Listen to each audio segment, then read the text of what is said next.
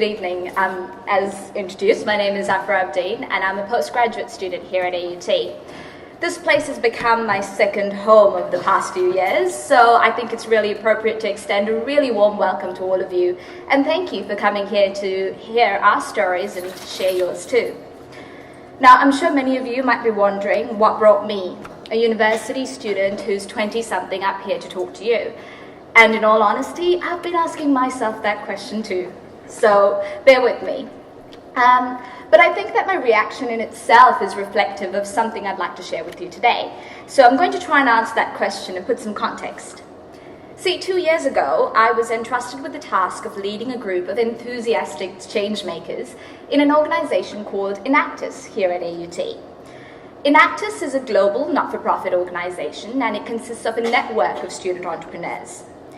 Members of Enactus believe that business has a positive power to transform lives and look to do just that through community outreach projects. All of our projects consider the triple bottom line, so people, planet, and profit, and ultimately look to change lives.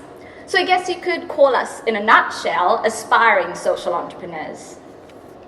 Today I stand before you as the outgoing president of Enactus AUT, ready to pass on the torch, complete my studies, and begin a career. My journey as president has been one of highs and lows and constant change. I think it's fair to say that when I took on this role, I had no idea what I was getting myself into. And this is not just in context of the amount of work that goes into it, but rather how it would impact me as a person and how much power I'd have to make change happen.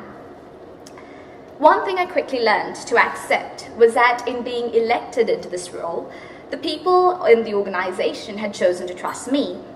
Suddenly, I felt like I had the power to inspire people into action, power to make some really big decisions that actually mattered at a much faster pace than, say, deciding what to wear each morning, which takes much longer and is far less important, I've discovered. So it brings me to the question, what is the big decision that I made, or what is the most disruptive act of leadership that I took? Well, the way I see it, it was not only to take on board responsibility for a group of passionate and opinionated students, but also to take this organization filled with such students and decide to change gears, make a left turn and drive it into a completely new direction. Now, this was absolutely necessary to increase our impact in the community, but also risky. You could argue that I was a half-baked third-year student who had no qualification to make such a decision. And on the other hand, you could say that this has been an organization that has been running things for about 8 years. Why change things, and why do I and my executive team want to drive things differently? And at the compromise of income, so that was a challenge. See, what we wanted to do was ensure that every student was given the opportunity to discover themselves as entrepreneurs in a safe environment. We wanted to change the direction of our organization, and we changed our focus from consulting projects to homegrown ones. We gave everyone the opportunity to turn their ideas into projects that made not only economic sense, but helped people and considered the environment.